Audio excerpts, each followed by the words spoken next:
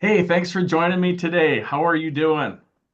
We're great. We're Oh, hey, great. Chris, how are How you? did how did the Love and Logic classes come to you in your community? How is it going? How do you like this format?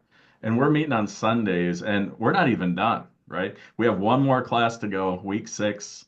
Happens to fall on Super Bowl Sunday, but we're gonna make that work. Well, worth it. Well, Dag, he found the class. I knew nothing about it. I just agreed to participate. So why don't you share? Yeah, certainly. I think it's for us as a family, it's been transformative. And we are so grateful for you, Chris. We're so grateful that, we have this class.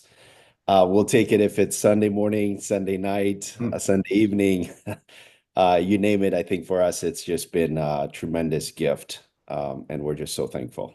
And you found it through an email from the community ed, right? That's right. So it Yeah. came Yeah. through the community ed, and I had signed up, had forgotten about it, and got a reminder, and it was just the right time for our family, and yeah, we were able to sign up, and we're taking it live. Yeah, Oh, and this virtual format, how's that working for you? Well, look, we have demanding careers, both of us, and so the reality is that like a weeknight is would be near to impossible for us to like schlep somewhere and commit Sure. to the to and from, being in person, kids' activities, work, Weather. commitments. Yeah, and Sunday evenings or Sunday late afternoons is kind of an ideal time. We're winding down on the weekend, but not yet gearing up for the week. And the virtual is just makes everything so easy. It's kind of hard to have an excuse to not Right. hop Right. on. yeah. And that wasn't by mistake. It was I threw out some surveys quite a few years ago, and Sundays and Wednesdays keep coming to the top. So I like Sundays. I look forward to it. And it was really evident after that very first class that you two were going to be highly introspective and really leading the class. And I hate doing judgmental things and using judgmental phrases, but I mean, it was evident out of the gates that you were going to eat this class up better than most that I've ever seen. And you had stories coming right after week 1 where we really dive into this concept of how do we end the arguments and power struggles with kids all the way to empathy. Then we talked about the power of choices. We spent a lot of time on guiding kids to own and solve their own problems, and then next week we kind of put a big old bow on things and talk about the impact of chores and contributions to the family. I don't know if you have like a quick story or two that you could just share, and how maybe things would have been versus how they are now. We don't have enough time for all of the stories, that's for sure. But I don't know where to begin. I mean, first of all, I think just like setting the stage about our home environment 5 weeks ago versus our home environment today and just being with our family. Mm. Sure. In terms of the impact and for parents and caregivers, like contemplating, should I sign up for this? Do I really need to? We had unnecessary stress in our house. And unfortunately, I think in today's society, sometimes we just think that that's to be expected. And what I'm here to tell parents is that it doesn't have to be that way. And so, we had stress and raised voices over things like, brush your teeth in the morning. Our kids are young, elementary age, like finish your breakfast. Like we need to get out the door on time. And, transition periods coming home from school, trying to get to the next thing. And for us, like we learned, this class is so empowering because we have been equipped with very practical tools that have allowed us to neutralize arguments, to minimize the stress, and most importantly, to have the right things to say to kids so that brushing their teeth and finishing their breakfast doesn't become a power struggle. And So how then keeps let us me safe. interrupt you. Let me Yeah, yeah, interrupt you. So it used yeah, to be brush your teeth, we got to get going. yeah. What's the change? How do you make that language Sure. enforceable? So it's usually like feel free to brush your teeth, get your clothes dressed, or get dressed, Yeah, yeah, yeah. and come down to the kitchen when you're ready. And when, the response is, I'm not brushing my teeth, it's no problem. We allow treats for kids who brush their teeth. And let me Mhm. tell you, our kids have been brushing their teeth morning and night for the last few weeks. And before that, it was, I don't want to admit how many days they may have gone, one of our kids may have gone without uh, brushing their teeth. So the thing is, it's a win-win because not only are our kids actually making better, healthier choices, there's just not stress. Mhm. There's not the high intensity of Transformative. voices, right? So I know that seems so simple, but then like just start to think about all of the other parts of your day with kids that, again, like I said, it kind of goes back to that Yeah, unnecessary stress, and it doesn't have to be that way. And now right. it's opened up space for us to connect with our kids on a whole new level. I mean, we're a super communicative family, but like our conversations, the fun we're having, the joy we're having, because we're not Elevate. wasting our time and energy on Yeah, fighting over unnecessary things. yeah. So, Wow, that's great to hear. What a gift you're giving those kids, and they'll parent this way too. You your grand if you're blessed with grandkids someday, you're just gonna recognize, wow, you did a huge thing for the generations to come. Isn't that Chris, huge to think about?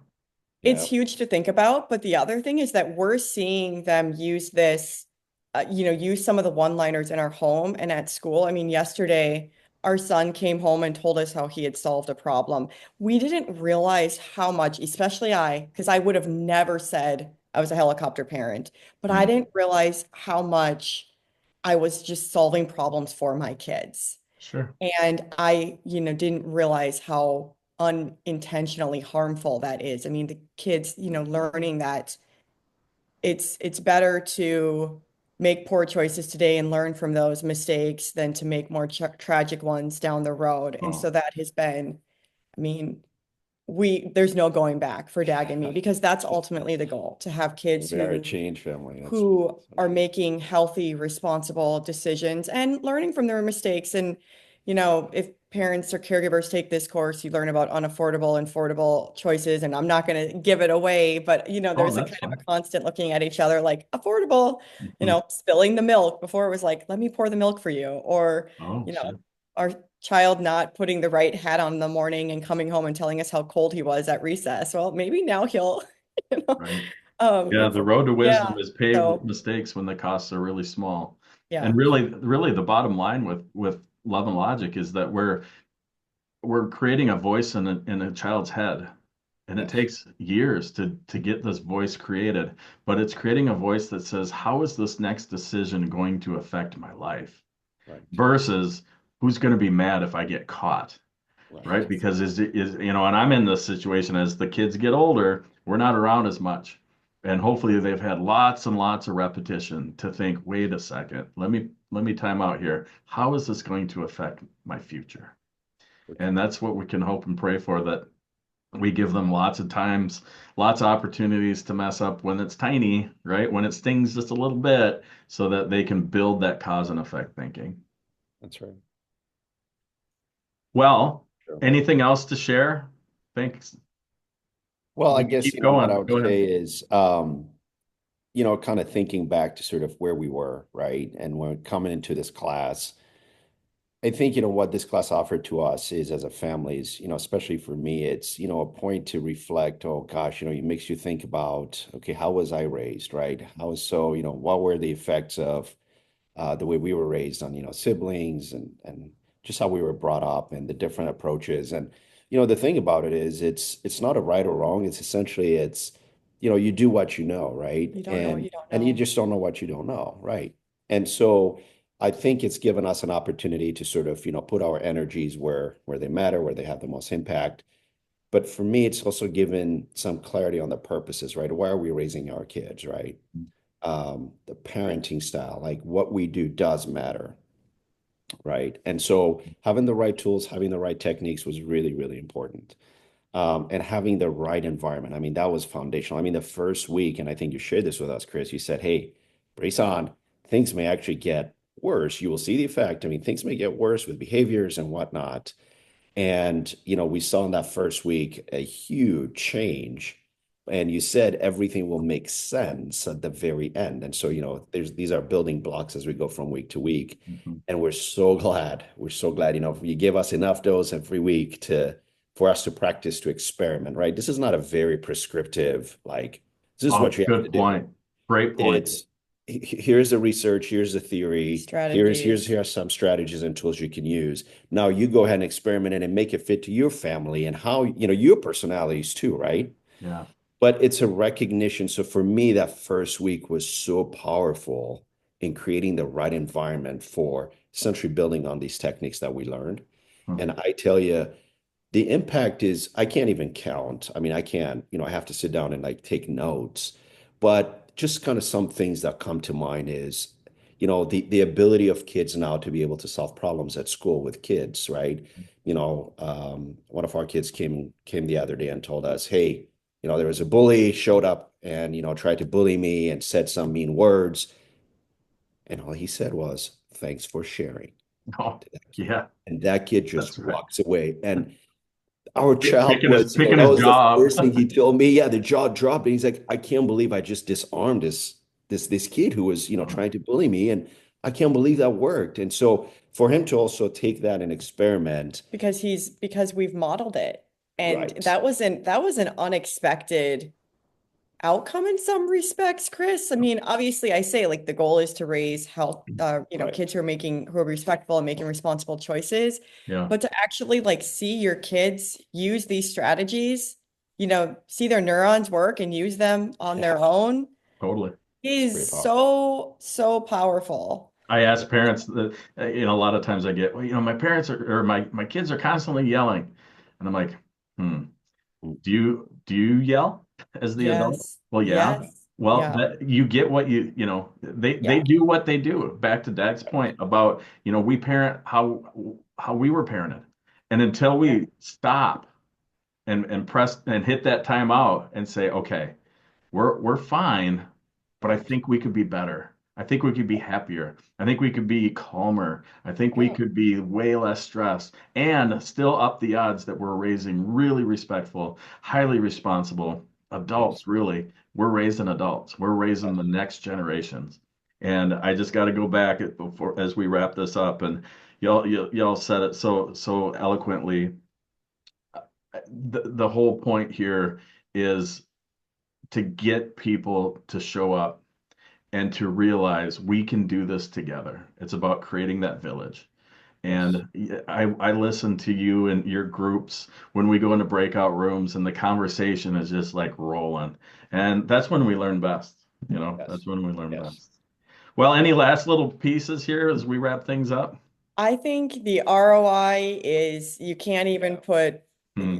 you can't even put it on paper, and it will be a journey for sure, but the impact has been so immediate. I Yeah. mean, 5 weeks in, and we're a changed family unit. I mean, Yeah. it's like a new day for us, and so anyone who's like I said, just not I sure if they really need to take this class, it's well, been life-giving. Yeah. I guess maybe one takeaway for sure, and I agree with Angela. Um, it's been transformational. I have shared it with family and friends, Hmm. uh, folks outside the country. I say, find this class, be able to join, Sure. remotely for sure. And so I am telling it to, I'm sharing this with friends and family and folks who really I think, could benefit. One thing I would say, maybe one takeaway is, in a family unit where there are, maybe two caretakers and whatnot, I think having the investment and having the time commitment from both parties would certainly go a long way. Because I think this is, you said it, it does take a village. It's a community that we're raising. I think it's important that we get both parties to be vested into this. And you'll see it, and it's life changing. Awesome. Well, thank you for your time. And we'll see you for class 6 on Sunday. Yeah. Can't wait.